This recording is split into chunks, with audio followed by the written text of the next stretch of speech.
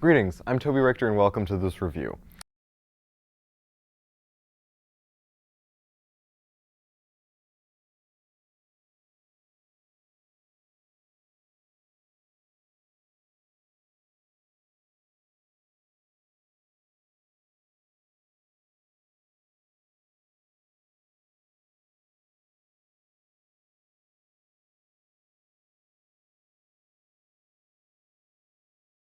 This is great. This is the review of Star Wars The Force Awakens.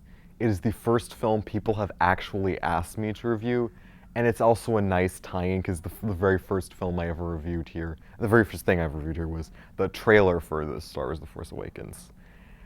Bottom line, this film is good. It is quite good, but it does have a lot of flaws.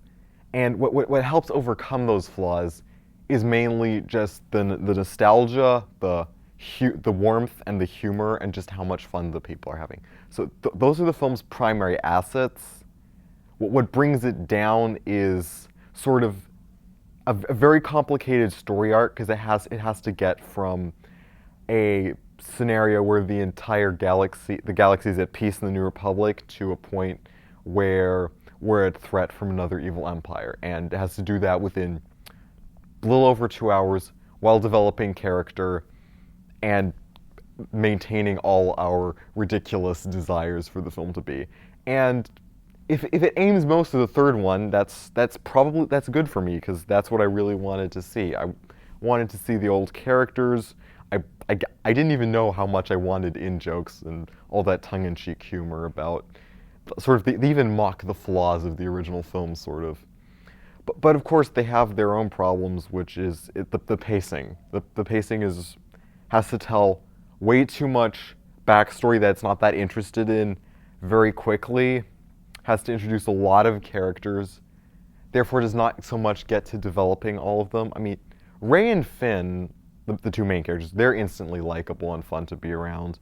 Some of the other ones, Poe Dameron, we don't really know anything about him. He's he's overly shown in the trailer. He's not that much of a part of the film.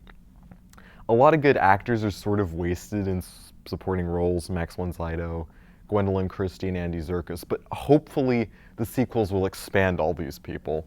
I mean, generally, I think this is a good setup for a trilogy. I think the future installments are going to be better. They'll be deeper. They'll be smarter. But this one just had a lot of setting up to do, and it did the setting up even if it was kind of forced and rushed. But it also had a lot of fun. So you should go see it for the fun and for the nostalgia, and maybe the future films will have more stronger, deeper content. In addition to the pacing and the timing, this film also has a little bit of a problem with its plot twists. The original Star Wars trilogy was famous for having plot twists that came out of nowhere. Like, no one expected that Luke Skywalker's father would be Darth Vader, and no one would expect that Luke and Leia would be siblings. In this film, you can see the plot twists coming. I mean, one character, whose identity I'm not going to reveal to anyone who hasn't seen the film yet, one character who dies in the film, you can basically see a metaphorical Grim Reaper staying behind him for like 30 minutes in advance, and like there's nothing too surprising because a lot of the plot points also sort of mirror the ones from the original trilogy. Like, you have the cantina again, you have unexpected relatives again, you have the Death Star again. Although I like that this is the green energy Death Star that gets its power from the sun. You have an evil empire again. You have a shadowy Sith Lord again, and you have one great garbage chute joke again. From this point on, the review contains some spoilers.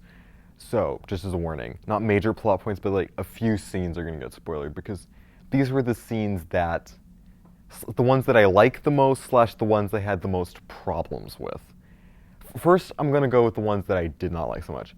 The scenes between old Han Solo and old Princess Leia, despite how great Harrison Ford and Carrie Fisher are, these scenes do not come off well. The dialogue is kind of clunkily written and does not cover how they feel that well in that scene. Another scene which sort of harkens back to the prequel trilogy is the scene in which the new Death Star destroys the capital planet of Coruscant. And this scene is dismally underplayed. The destruction of Coruscant should be a huge event. It is the very capital of the Republic is being destroyed by a space weapon. Millions of people are being wiped out. This is like 9/11 times a bazillion. And the film just sort of glances it over. And I mean, that was a big tragic moment that they maybe should have saved for another film because it does not get the proper attention it deserves.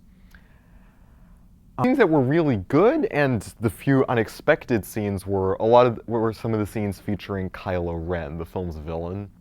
He also does not have time to be super developed, but at least you get a sense of him. His outfit looks way cool. As blasphemy, but I think he looks cooler than Darth Vader. The scene with him and Darth Vader's mask, that was already hinted at in the trailer, and what they did with that and the way it gets developed more is very good, is very nice. The Shakespeare reference goes even further than I thought. Another great scene was, all the great scenes with the in-jokes are good.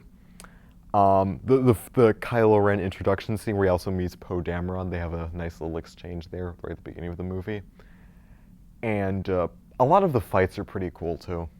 Like particularly the scene where the Millennium Falcon gets chased through all this rubble and stuff. As a verdict, I think I give it 7 out of 10, even though I liked it a lot, but I have to take off points for the uneven pacing and some of the cliches. But I think that Star Wars fans, at least Star Wars fans is the breed that I belong to and the one that most of my friends I belong to, they will enjoy this very much. Some of them will probably cry at some point. And I would say if you haven't seen it yet, which you probably have because I'm making this review way late, go see it.